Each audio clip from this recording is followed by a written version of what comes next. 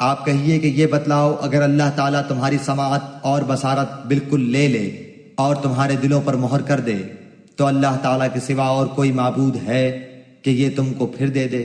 آپ دیکھیے تو ہم کس طرح دلائل کو مختلف پہلوؤں سے پیش کر رہے ہیں، پھر بھی یہ اعراض کرتے ہیں۔ آپ کہیے کہ یہ بتلاؤ، اگر تم پر اللہ تعالیٰ کا عذاب آ پڑے، خواہ اچانک یا اعلانیہ، تو کیا بجز ظالم لوگوں کے اور بھی کوئی ہلاک کیا جائے گا؟ اور ہم پیغمبروں کو صرف اس واسطے بھیجا کرتے ہیں کہ وہ بشارت دیں اور ڈرائیں، پھر جو ایمان لے آئے اور درستی کر لے سو ان لوگوں پر کوئی اندیشہ نہیں اور نہ وہ مغموم ہوں گے۔ اور جو لوگ ہماری آیتوں کو جھوٹا بتلائیں ان کو عذاب پہنچے گا بوجہ اس کے کہ وہ نافرمانی کرتے ہیں۔ آپ کہہ دیجئے کہ نہ تو میں تم سے یہ کہتا ہوں کہ میرے پاس اللہ کے خزانے ہیں اور نہ میں غیب جانتا ہوں، اور نہ میں تم سے یہ کہتا ہوں کہ میں فرشتہ ہوں۔ میں تو صرف جو کچھ میرے پاس وحی آتی ہے اس کا اتباع کرتا ہوں۔ آپ کہیے کہ اندھا اور بینا کہیں برابر ہو سکتا ہے؟ سو کیا تم غور نہیں کرتے؟ اور ایسے لوگوں کو ڈرائیے جو اس بات سے اندیشہ رکھتے ہیں کہ اپنے رب کے پاس ایسی حالت میں جمع کیے جائیں گے کہ جتنے غیر اللہ ہیں نہ کوئی ان کا مددگار ہوگا اور نہ کوئی شفیع ہوگا، اس امید پر کہ وہ ڈر جائیں۔ اور ان لوگوں کو نہ نکالیے جو صبح و شام اپنے پروردگار کی عبادت کرتے ہیں، خاص اسی کی رضامندی کا قصد رکھتے ہیں۔ ان کا حساب ذرا بھی آپ کے متعلق نہیں، اور آپ کا حساب ذرا بھی ان کے متعلق نہیں کہ آپ ان کو نکال دیں، ورنہ آپ ظلم کرنے والوں میں سے ہو جائیں گے۔ اور اسی طرح ہم نے بعض کو بعض کے ذریعے سے آزمائش میں ڈال رکھا ہے، تاکہ یہ لوگ کہا کریں کیا یہ لوگ ہیں کہ ہم سب میں سے ان پر اللہ تعالیٰ نے فضل کیا ہے؟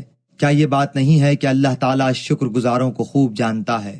اور یہ لوگ جب آپ کے پاس آئیں جو ہماری آیتوں پر ایمان رکھتے ہیں تو یوں کہہ دیجئے کہ تم پر سلامتی ہے، تمہارے رب نے مہربانی فرمانا اپنے ذمے مقرر کر لیا ہے کہ جو شخص تم میں سے برا کام کر بیٹھے جہالت سے، پھر وہ اس کے بعد توبہ کر لے اور اصلاح رکھے تو اللہ کی یہ شان ہے کہ وہ بڑی مغفرت کرنے والا ہے، بڑی رحمت والا ہے۔ اسی طرح ہم آیات کی تفصیل کرتے رہتے ہیں اور تاکہ مجرمین کا طریقہ ظاہر ہو جائے۔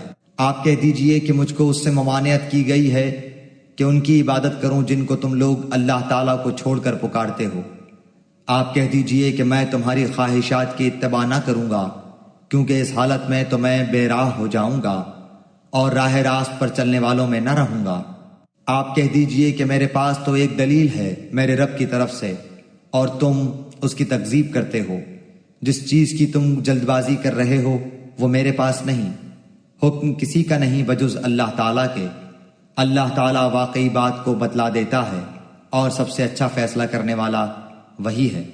آپ کہہ دیجئے کہ اگر میرے پاس وہ چیز ہوتی جس کا تم تقاضا کر رہے ہو تو میرا اور تمہارا باہمی قصہ فیصل ہو چکا ہوتا، اور ظالموں کو اللہ تعالیٰ خوب جانتا ہے۔ اور اللہ تعالیٰ ہی کے پاس ہیں غیب کی کنجیاں، خزانے، ان کو کوئی نہیں جانتا بجز اللہ کے۔ اور وہ تمام چیزوں کو جانتا ہے جو کچھ خشکی میں ہیں اور جو کچھ دریاؤں میں ہیں، اور کوئی پتا نہیں گرتا مگر وہ اس کو بھی جانتا ہے، اور کوئی دانہ زمین کے تاریک حصوں میں نہیں پڑتا، اور نہ کوئی تر اور نہ کوئی خشک چیز گرتی ہے مگر یہ سب کتاب مبین میں ہیں۔